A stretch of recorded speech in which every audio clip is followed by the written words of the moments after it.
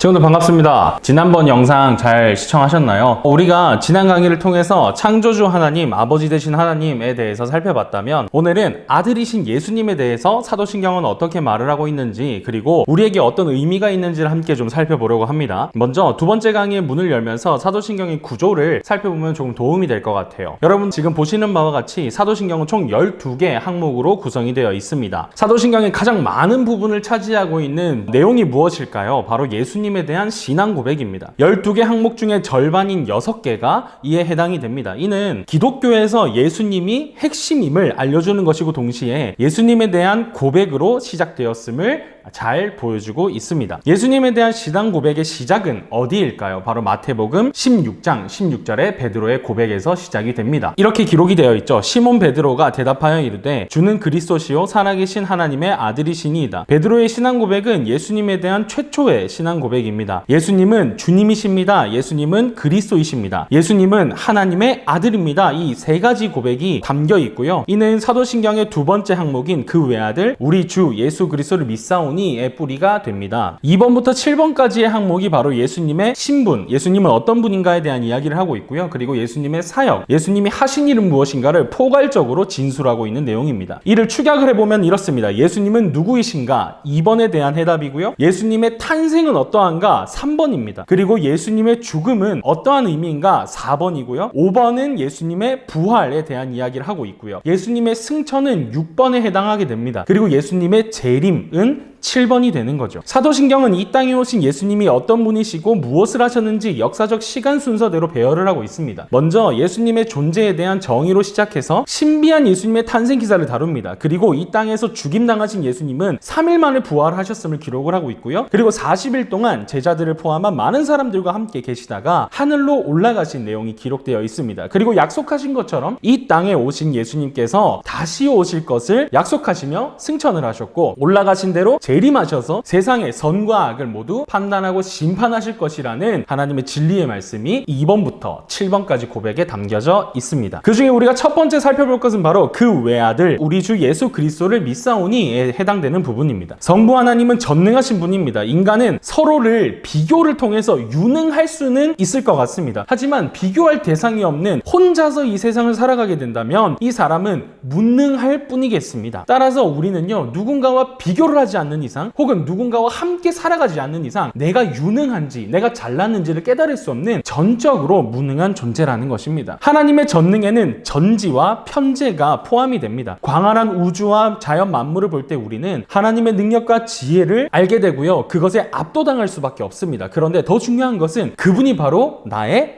아버지라는 사실이 우리를 굉장히 마음을 감사하게 하고 놀랍게 합니다. 하나님께서는 이 특별한 관계를 창세전에 예수 그리스도의 희생을 통해서 우리에게 이미 주셨습니다. 우리가 받은 이 특별한 관계는 예수 그리스도라고 하는 연결고리로 인해서 얻어졌습니다.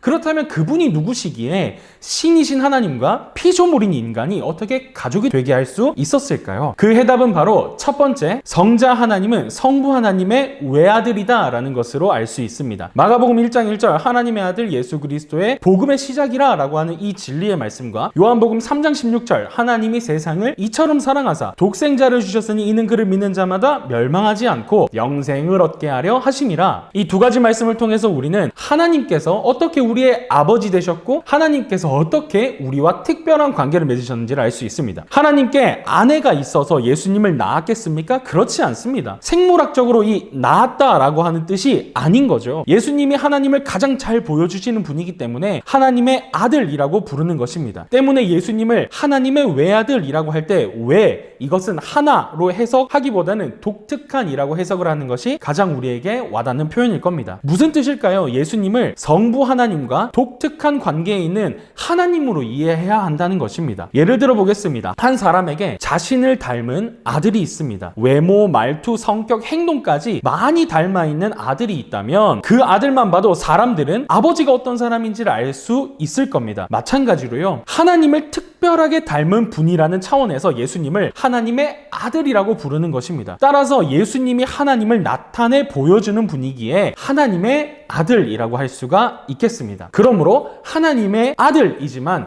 완전한 하나님이신 예수님이라는 거죠. 요한복음 1장 18절에 이렇게 기록이 되어 있습니다. 본래 하나님을 본 사람이 없으되 아버지 품속에 있는 독생하신 하나님이 나타내셨느니라. 하나뿐인 아들이라고 할 때 하나는 숫자적인 하나라는 뜻이 아닙니다. 아버지와 아들의 본질이 하나라는 의미입니다. 즉 성부 하나님은 아버지이시지만 동시에 성자 하나님이십니다. 하나님이 두 분일까요? 그렇진 않습니다. 한 분이십니다. 때문에 이 땅에 태어난 예수님은 하나님과 동일한 하나이신 하나님입니다. 예수님을 통해 우리는 하나님의 사랑과 용서와 온유하신 성품을 볼 수 있습니다. 나아가 우리를 구원하기 위해 하나님의 사랑의 뜻을 얼마나 풍성하게 보여주시는지 또한 알 수 있습니다. 이런 차원에서 예수님은 하나님의 외아들이라고 할 수 있겠습니다. 두 번째, 성자 하나님의 이름은 예수입니다. 하나님의 아들 예수 그리스도의 복음의 시작이라 마가복음 1장 1절에 기록이 되어 있습니다. 하나님의 아들의 이름은 바로 예수입니다. 이 이름은 하나님께서 직접 명하셨고 그 뜻은 이렇습니다. 마태복음 1장 21절에 아들을 낳으리니 이름을 예수라 하라. 이는 그가 자기 백성을 그들의 죄에서 구원할 자이심이라 하니라. 예수라는 이름은요 헬라어 이름입니다. 이것을 히브리어, 구약 성경의 히브리어로 번역을 하면 여호수아입니다. 여러분 잘 아시죠? 여호수아라는 성경도 있습니다. 이 여호수아를 줄여서 예슈아라고 부르고요. 그 뜻은 여호와께서 구원하셨다라는 뜻입니다. 즉 하나님께서 자신의 아들을 이 세상에 보내실 때 예수라는 이름을 지어주신 이유는요 그 아들을 통해서 이 세상을 구원하시기를 원하셨기 때문입니다. 하지만 당시에 예수라는 이름을 쓰는 사람들은 굉장히 많았어요. 성경에도 동명이인들이 많이 등장을 합니다. 그렇다면 하나님의 아들이신 예수 그리스도를 어떻게 구별할 수 있을까요? 그것은 바로 직책을 따라 구분할 수 있습니다. 이것이 바로 세 번째 포인트로 넘어가서 성자 하나님의 직책은 그리스도다라는 것으로 알 수 있습니다. 마가복음 1장 1절에 동일하게 기록이 되어 있는데요. 하나님의 아들 예수 한 다음에 나오는 단어가 있죠. 그리스도의 복음의 시작이라. 그렇습니다. 그리스도가 예수님의 직책입니다. 그리스도는 헬라어이고요. 히브리어로는 마슈아흐라고 합니다. 우리가 너무나도 잘 아는 마슈아흐라는 단어는 메시아라고 하는 단어입니다. 그리스도라고 하는 이 뜻은요. 바로 기름 부음 받은 자,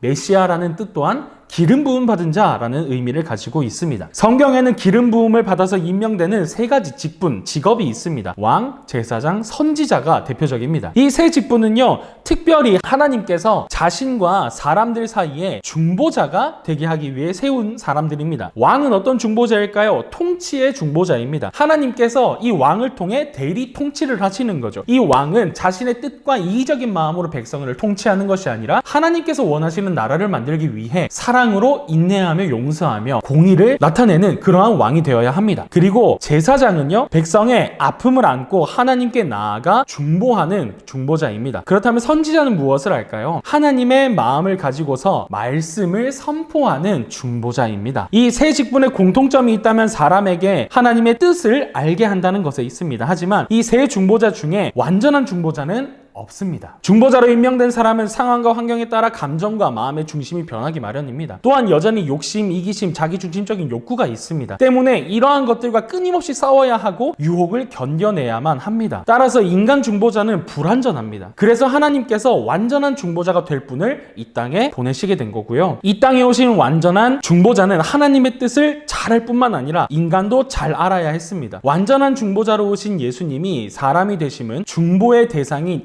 인간을 위해서였고요. 동시에 완전한 하나님이시기 때문에 하나님의 뜻을 완전히 알고 계셔야 했습니다. 따라서 예수 그리스도는 이름과 직분이었고 이는 예수님이 이 땅에 오신 목적과 정체성을 가장 잘 드러내줍니다. 이렇게 되죠. 자기 백성을 죄에서 구원할 왕, 제사장, 선지자로 기름 부음 받은 완전한 중보자이다 라는 의미입니다. 디모데전서 2장 5절에 하나님은 한 분이시요 또 하나님과 사람 사이의 중보자도 한 분이시니 곧 사람이신 그리스도 예수라. 다음 네 번째 포인트로 넘어가겠습니다. 성자 하나님의 다른 직책은 우리 주님입니다. 예수님의 그리스도 직책은요 가장 중요한 직책입니다. 왕, 제사장, 선지자 이것을 포함한 이 세 직책은요 완전한 중보자 예수님께서 무엇을 하시는 분인지를 설명했다면 마지막 직책인 우리와 우리와 관계된 바로 주님이라는 직책이 남아 있습니다. 요한복음 20장 28절에 이렇게 기록이 되어 있습니다. 도마가 대답하여 이르되 나의 주님이신 나의 하나님이시니이다 라고 기록이 되어 있습니다. 주라고 하는 단어는 헬라어로 퀴리오스라고 하는 단어입니다. 이 단어는 구약 성경에서 무려 6,000번이나 등장을 하는데요. 이 6,000번 이상이나 등장하는 모든 단어는 한 분을 지칭하고 있습니다. 바로 여호와 하나님입니다. 즉 주라는 말은 그분이 하나님 여호와라는 뜻입니다. 그리고 퀴리오스라고 하는 이 단어는 당시의 황제에 대한 표현으로 왕을 지칭하는 단어이기도 했습니다. 따라서 예수님을 주님이시라고 고백을 하는 것은요, 예수님은 하나님이시고 나의 왕이십니다 라고 하는 표현입니다. 우리의 신앙 고백인 거죠. 요한계시록 19장 16절에 이렇게 기록이 되어 있습니다. 그 옷과 그 다리에 이름을 쓴 것이 있으니 만왕의 왕이요 만주의 주라 하였더라 하면서 우리의 주님이신 예수님을 고백을 합니다. 그렇다면 우리가 다음 고백으로 넘어가서 이는 성령으로 잉태하사 동정녀 마리아에게 나시고에 대한 부분을 살펴보려고 합니다. 우리가 예수님에 대해 가장 잘 설명할 수 있는 방법이 무엇일까요? 일반적으로 우리가 각 사람을 다른 사람들에게 자신을 설명을 할 때 흔히 가족사에 대한 배경을 설명을 합니다. 예를 들어서 최주원이라는 사람을 소개할 때 가장 먼저 이름과 출신지를 소개함으로 시작을 합니다. 이름이란 수많은 사람 중에 최주원이라고 하는 사람을 독특하게 한 명으로 지칭을 합니다. 특정시키는 거죠. 그리고 출신을 통해서 나라, 지역, 가족사 등을 통해 이 최주원이라고 하는 사람이 어떤 배경에 태어났고 어떤 문화권에서 자라났고 어떤 단어를 쓰고 어떤 언어에 익숙한지 어떤 사고방식과 문화적 가치관을 가졌는지를 알 수 있습니다. 앞서 고백한 우리의 구원자가 예수 그리스도다라고 하는 이름과 그분의 탄생 목적을 고백을 했다면요, 지금 고백에서는 구원자가 이 땅에 어떻게 오셨는지를 고백을 하는 겁니다. 예수님이 어떻게 이 땅에 오셨는지 함께 살펴보려고 하는 것이죠. 이것은 기독교 신앙의 핵심 중에 핵심이라고 할 수 있고 이 고백을 믿음으로 고백한다면 우리 신앙은 흔들리지 않게 될 겁니다. 자, 그렇다면 첫 번째 포인트, 예수님은 성령으로 잉태되셨다라고 하는 겁니다. 예수님께서 이 땅에 오셨을 때 모든 사람과 똑같은 모습으로 오셨습니다. 하지만 모든 사람들과는 다른 방법으로 시작을 하셨습니다. 오늘날 과학기술의 발전으로 인해서요, 시험관이라든지 의료과학기술로도 생명을 잉태시킬 수가 있습니다. 과학기술은 이 정자와 난자를 수정하는 것으로 허락되는 범위 안에서 어머니의 뱃속에 10개월간의 성장 과정을 거친 후 생명을 탄생하게 하는 많은 발전을 이루어냈습니다.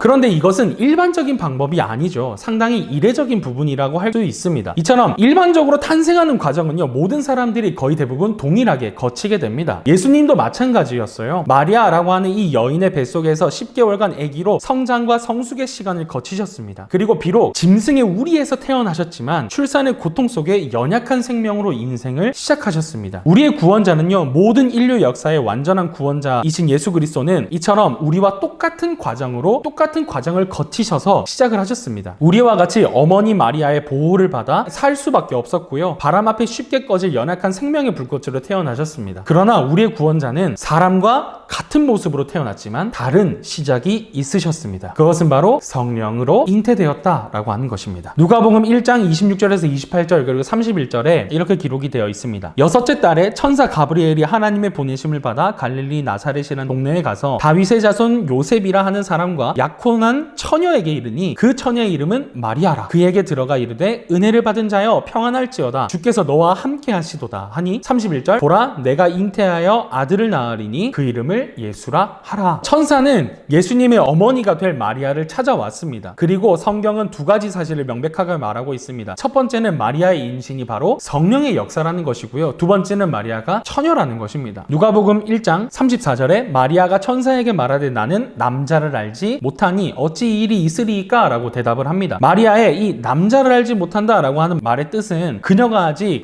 태어나서 한 번도 남자를 본 적이 없습니다 라고 말을 한 것이 아니에요. 대화를 해본 적도 없습니다 이런 의미가 아닙니다. 마리아의 이 말은 남자와 성관계를 가진 적이 단 한 번도 없습니다라고 하는 완곡한 표현입니다. 남자와 잠자리를 가지지 않았는데 어떻게 아이를 가질 수 있겠습니까? 누가복음 1장 35절에 천사가 대답하여 이르되 성령이 내게 임하시고 지극히 높으신 이의 능력이 너를 덮으리니 이러므로 나실 바 거룩한 이의 하나님의 아들이라 일컬어지더라 라고 기록이 되어 있습니다. 마리아의 임신은요, 생물학적 임신이 아니었습니다. 성령이 임하시고 성령의 능력이 마리아를 덮으니 남자를 알지 못하는 처녀가 처녀가 임신을 하게 된 거죠. 이 임하다라고 하는 단어는 에페르코마이라고 하는 단어고요. 위로부터 임하다라고 하는 뜻을 가지고 있습니다. 이 에페르코마이의 원형은 에피스키아조라고 하는 단어인데요. 덮다, 그림자를 들이우다라고 하는 뜻을 가지고 있습니다. 다시 말해서 예수님이 마리아에게 잉태된 것은 남자의 역할이 아니라 성령 하나님의 새로운 창조로 예수님의 몸이 만들어지게 되었다는 것을 알려주고 있습니다. 이것을 우리는 창세기 1장 2절을 통해 핵심을 살펴볼 수 있습니다. 땅이 혼돈하며 흑암이 깊음 위에 있고 하나님의 영은 수면 위에 운행하시니라 라고 기록이 되어 있습니다. 여기서 운행하다 라고 하는 이 히브리어 단어는 라하프인데요. 이것은 덮다 라고 하는 의미를 가지고 있습니다. 마치 어미새가 알을 부화시키기 위해 품고 있는 행동을 묘사하고 있는 단어입니다. 어미새가 알들을 덮고 있는 거죠. 생명의 탄생을 위해. 마찬가지로 하나님의 영이신 성령이 지구를 덮으시자 생명들이 마구마구 창조되기 시작했습니다. 성령의 덮으심은 곧 생명의 탄생의 이라는 것입니다. 동일하게 성령님은 마리아를 덮으셔서 남자를 알지 못하는 처녀인 마리아에게 성자 하나님의 인간의 몸을 입고 태어난 생명의 역사가 일어나게 만드신 겁니다. 두 번째 포인트로 예수님은 동정녀에게 나셨다라고 하는 것이죠. 하나님의 능력에 한계가 있을까요? 그렇지 않습니다. 하나님께서는요, 아담을 창조하셨던 능력을 잃어버리셨던 것이 아닙니다. 왜 이렇게 번거롭고 수고로운 방법을 선택하실 수밖에 없으셨을까요? 왜 하나님은 우리의 머리로 이해하려고 노력을 해도 어려운 방법을 굳이 선택하실 수밖에 없으셨을까요? 예수님을 낳은 마리아는요, 동정녀라고 불립니다. 이 동정녀는 처녀를 가리키는 단어입니다. 마리아가 임신을 하자 그의 약혼자였던 요셉은 멘붕을 겪게 됩니다. 왜 아니겠어요? 하지만 요셉은 인격적인 사람이었습니다. 당시 율법의 기준을 따라서 마리아의 혼전 임신, 약혼자가 있음에도 약혼자가 아닌 다른 사람과의 관계를 통한 임신은요, 최악의 경우 사형을 당할 수도 있습니다. 그래서 요셉은 조용히 파혼하려고 했습니다. 이때 천사가 요셉에게 찾아와 말을 하죠. 마태복음 1장 19절에서 20절. 그의 남편 요셉은 의로운 사람이라 그를 드러내지 아니하고 가만히 끊고자 하여 이 일을 생각할 때에 주의 사자가 현몽하여 이르되 다윗의 자손 요셉아, 내 아내 마리아 데려오기를 무서워하지 말라. 그에게 잉태된 자는 성령으로 인 것이라 라고 기록을 합니다. 요셉의 반응을 보았을 때 마리아는 동정녀였음이 확실시 됩니다. 뿐만 아니라 요셉은 마리아가 하나님의 아들 예수님을 낳기 전까지 동침하지 않게 됩니다. 예수님은 동정녀, 이 처녀에게서 태어나셨음을 분명히 알 수 있습니다. 하지만 천주교에서는요, 예수님을 낳은 마리아를 신격화했습니다. 그리고 마리아가 죽을 때까지 처녀였다는 것을 자신들의 교리로 만들어서 믿고 있습니다. 그렇지만 성경은 분명히 말을 하죠. 아들을 낳을 때까지 요셉과 동침하지 않았을 뿐입니다. 아들을 낳은 후 요셉과 마리아는 동침을 하게 되고 예수님의 동생들이 출생한 사실도 성경은 기록하고 있습니다. 따라서 마리아는요, 하나님의 은혜를 입은 사람입니다. 기독교는 마리아를 존경하지만 신처럼 추앙하지는 않습니다. 또 다른 증거로 마태복음 2장 11절에 집에 들어가 아기와 그의 어머니 마리아가 함께 있는 것을 보고 엎드려 아기께 경배하고 보배합을 열어 황금과 유향과 모략을 예물로 드리니라 라고 기록을 합니다. 예수님의 탄생을 기념하기 위해서 찾아온 동방박사들은요, 아기 예수께 경배하고 준비한 것들을 드렸습니다. 이 장면을 가장 집중받을 분은 바로 예수님이시죠. 마리아는 예수님을 낳기 위해 하나님께서 준비하신 은혜를 입힌 사람이었음이 분명합니다. 그렇다면 예수님은 왜 굳이 성령의 역사로 처녀의 몸에서 잉태되어 아기로 태어나셨을까요? 그것은 예수님께서 이 땅에 오신 목적과 관련이 있습니다. 첫 번째 목적은요, 예수님은 인류를 구원할 구원자로 이 땅에 오셨기 때문입니다. 그래서 인류의 죄값을 짊어지고 죽을 수 있는 분으로 오셔야 했습니다. 즉, 죄의 당사자인 사람의 몸을 입어야만 했던 것입니다. 둘째로 대속제물이 되셔야 하기 때문이었습니다. 대속제물이 되어야 하기 때문에 죄는 없어야 했습니다. 이 두 가지 이유로 예수님께서는 성령으로 잉태하셔서 동정녀 마리아에게 나시게 된 겁니다. 정리하면 죄의 값을 치르기 위해선 당사자가 되어야 됩니다. 이것이 바로 예수님께서 인간이 되신 이유이죠. 두 번째로 죄에 오염된 세상의 제물이 아니라 죄가 없는 제물만이 하나님께 죄값을 치를 수 있습니다. 이것이 바로 성령으로 잉태되신 이유이죠. 예수님은 죄를 용서하시기 위해 스스로 제물이 되셨고 사람의 몸을 입은 자신이 제물이 되셨기 때문에 사람의 죄의 문제를 해결하실 수 있으셨던 겁니다. 히브리서 4장 15절에 우리에게 있는 대제사장은 우리의 연약함을 동정하지 못하시리가 아니요 모든 일에 우리와 똑같이 시험을 받으신 이로되 죄는 없으시리이다. 그리고 빌립보서 2장 6절 7절 그는 근본 하나님의 본체시나 하나님과 동등됨을 취할 것 것으로 여기지 아니하시고 오히려 자기를 비워 종의 형체를 가지사 사람들과 같이 되셨고 라고 기록을 합니다. 예수님은 죄 없는 사람이십니다. 이 말은 우리의 믿음의 고백으로 충분합니다. 죄 없음은 오직 하나님께만 해당될 수 있는 수식어입니다. 이 온 세상은 아담 이후로 자연 만물까지 타락해서 죄의 지배를 받고 있기 때문입니다. 죄가 없다라는 것은 아담의 타락에서 영향을 받지 않는 유일한 존재, 하나님만이 유일한 존재이기 때문에 죄 없는 하나님, 죄 없는 예수님이라고 하는 이 말은 예수님이 하나님이십니다 라고 하는 믿음의 고백이 됩니다. 따라서 예수님이 죄가 없으시다라는 것은 예수님은 하나님입니다 라고 고백하는 것과 같습니다. 그리고 사람이라고 함은 죄가 없는 하나님이시지만 우리와 같은 존재임을 고백하는 것입니다. 예수님은 우리와 같이 감정이 있으셨고 육체의 성장과 고통도 겪으셨습니다. 이것은 우리와 상관없는 분이 아니라 이 땅에 오신 하나님이 사람의 몸을 입어 사람의 문제를 위해 오신 분이라고 하는 목적을 바라보게 합니다. 그분의 목적은 무엇이었을까요? 죄를 심판하시는 하나님의 분노를 누그러뜨릴 제물, 십자가를 지시는 것입니다. 이로써 사람이 할 수 있는 죄사함을 완전히 이루신 것이죠. 하나님께서 우리에게 주신 가장 큰 은혜입니다. 성령으로 잉태하사 동정녀 마리아에게 나신 인류를 구원할 예수 그리스도를 믿습니다 라고 하는 이 고백이 우리에게는 가장 큰 고백이고 가장 우리의 믿음의 핵심이 되어야 할 것입니다. 처녀를 통해 출산한 자연 법칙을 거스르신 것도 성령을 통해 새로운 창조를 하셨어야만 했던 번거로움도 이 모든 이유가 우리를 위한 하나님의 사랑입니다. 따라서 우리가 예수님의 십자가를 기억할 때 예수님의 희생을 감사한다면 또한 동시에 예수님의 탄생을 기억할 때 자연 법칙과 수고로움을 거슬러 감당하신 하나님의 무한한 사랑에 우리는 또한 감사할 수 있어야 하겠습니다. 오늘 예수님의 고백에 대한 첫 번째 시간으로 살펴보았습니다. 두 번째 시간에는 나머지 예수님에 대한 고백을 살펴보려고 합니다. 저와 여러분들 가운데 이 믿음의 고백이 늘 충만하시기를 소망하고 또 우리의 믿음의 고백이 살아계신 예수님 안에서 우리를 사랑하시는 하나님 안에서 날로 성장되시기를 예수님의 이름으로 축복합니다. 그렇다면 우리 여러분 다음 시간에 또 만나도록 하겠습니다. 안녕.